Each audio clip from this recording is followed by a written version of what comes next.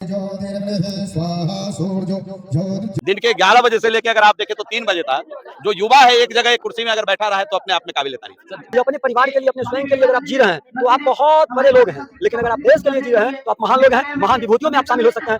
भारत वास्तव में पेट भरने वाला केवल देश नहीं, ये जगत गुरु संतों का देश है। तो हम उन संतों को समझे और जब समझ जाएंगे तो भारत फिर से इन्हीं युवाओं के माध्यम से सुपर पावर। नमस्कार, मैं ठाकुर जी, आप देख रहे हैं भरभारत न्यूज। अभी मैं आ चुका हूँ उजाले विधानसभा के ब्रह्मपुर स्थित +2 ठाकुर बिंदेश्वर शर्मा उच्च विद्यालय में, जहां स्वामी विवेकानंद जयंती सम्मान समारोह रखा गया है, जहां बहुत सारे गेस्ट भी आए हुए हैं। सबसे बात करेंगे, बने रहे हमारे साथ और वीडियो को लाइक, शेयर और कमेंट जरूर करें। विवेकानंद जी की जयंती समारोह थी।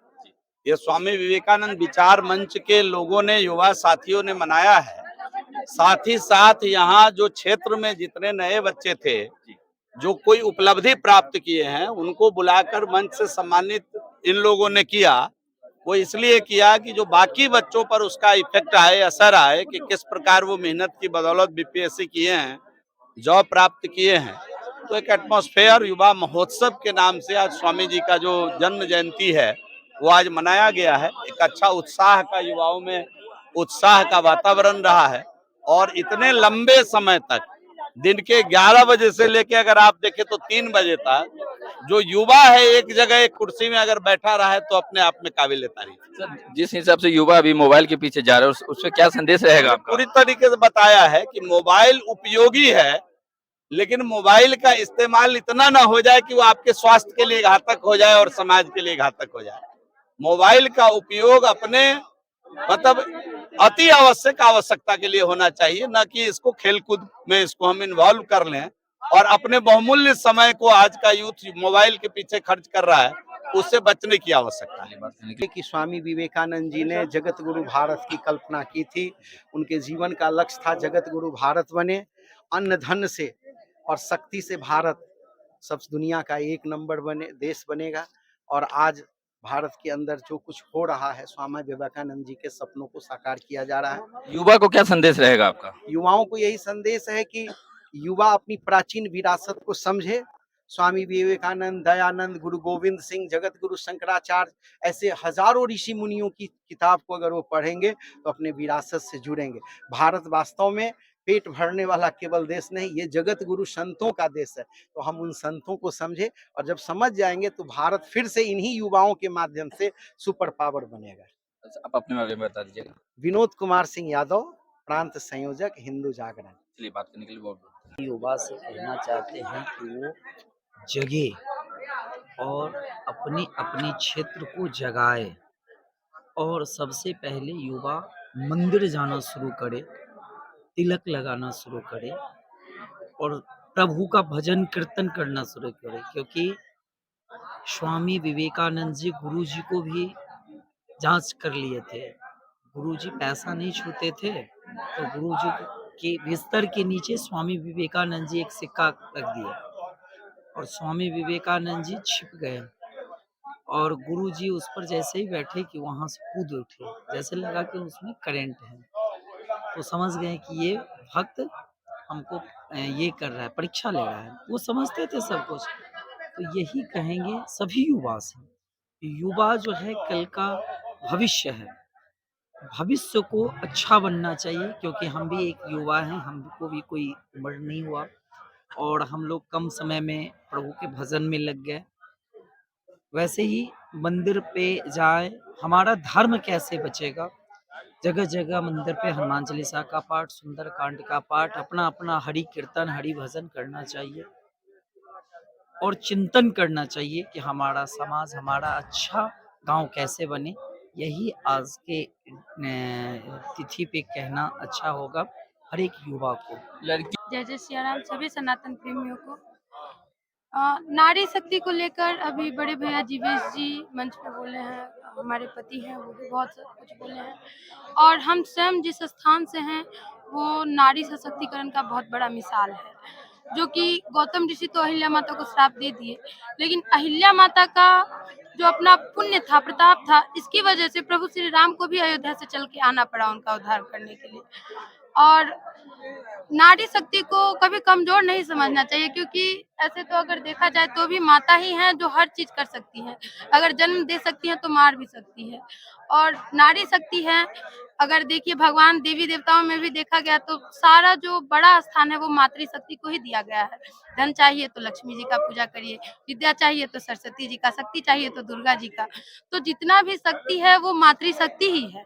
उन्हीं से हर चीज का उद्भव होता है, हर चीज का स्रोत निकलता है।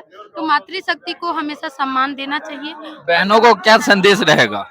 बहनों को संदेश देना चाहिए कि कभी भी अपने रक्षा को लेकर के हमेशा वो संघर्षशील रहे। अपने रक्षा के लिए वो किसी पे आश्रित ना हो कि हमारा कोई रक्षा करे तब हम करेंगे। क्योंकि जब माता पार्वती को उनकी शक्ति का एहसास नहीं था उनको, तो शंकर जी के पास गई थी कि आप हमारा राक्षसों से रक्षा करिए। तो शंकर जी उनको बोले कि आप अपना रक्षा स्वयं करिए। अगर आप कहती हैं कि हाँ हम शक्ति हैं तो अपना रक्षा स्वयं करिए।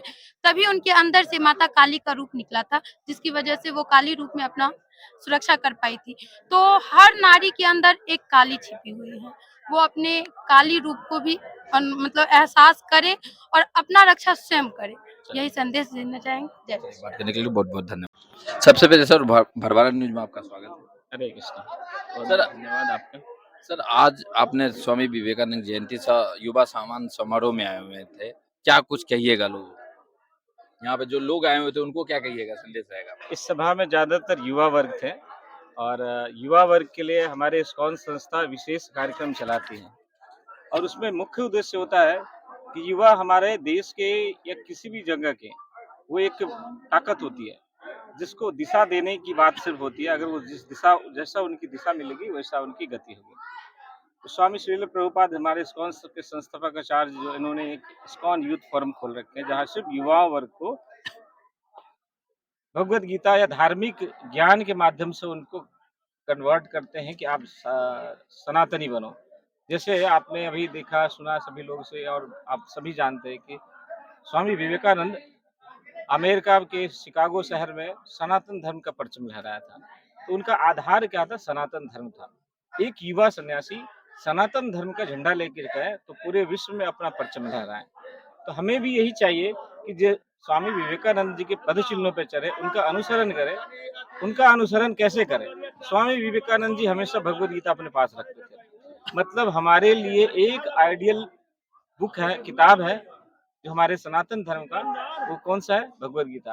वेद शास्त्र में बहुत सारी किताबें हर युवा को पढ़ना चाहिए, परंतु युवा के पास समय कम होता है तो उन्हें भगवत गीता का अनुसरण करके एक शक्तिशाली युवा बने और अपने समाज, अपने कुनबे, अपने शहर सबका मार्गदर्शन इस भगवत गीता के माध्यम से करें, जिससे उनका और उनके समाज का भी कल्याण हो सके। लेकिन जयंती पे आप आए हुए हैं, युवा को क्या संदेश रहेगा?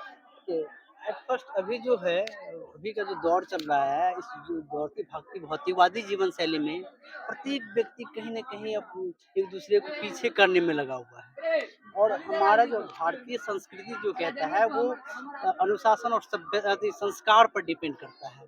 और हम आज क्योंकि टेक्निकल युग में जी रहे हैं, भौतिकवादी युग में जी रहे हैं, जितने भी लोग हैं सभी अभी सोशल मीडिया का जमाना चल रहा है। अभी कुछ दिन पहले एआई आर्टिफिशियल इंटेलिजेंस के बारे में आप लोग जाने होंगे।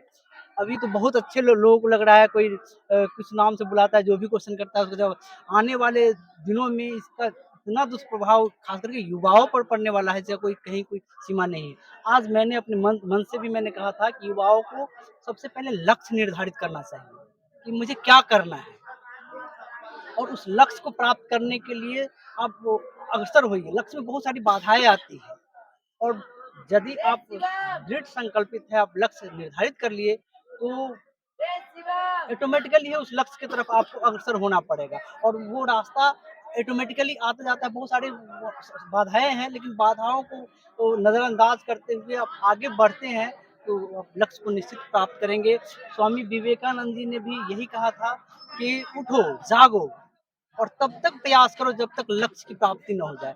तो मेरा कहने का तात्पर्य था कि पहले लक्ष्य तो निर्धारित करो कि तुम्हारा लक्ष्य क्या है, युवाओं का लक्ष्य क्या है। अभी लक्ष्य से भटका हुआ है। अभी युवाओं का लक्ष्य है सोशल मीडिया, युवाओं का लक्ष्य है पढ़ाई। अब चूंकि मैं एक प्रोफेसर हूँ और मनोविज्ञान की प्रोफेसर हूँ, तो युवाओं की मनस्थिति से मैं भली भांति वाकिफ हूँ, अच्छी तरह से मैं समझता हूँ।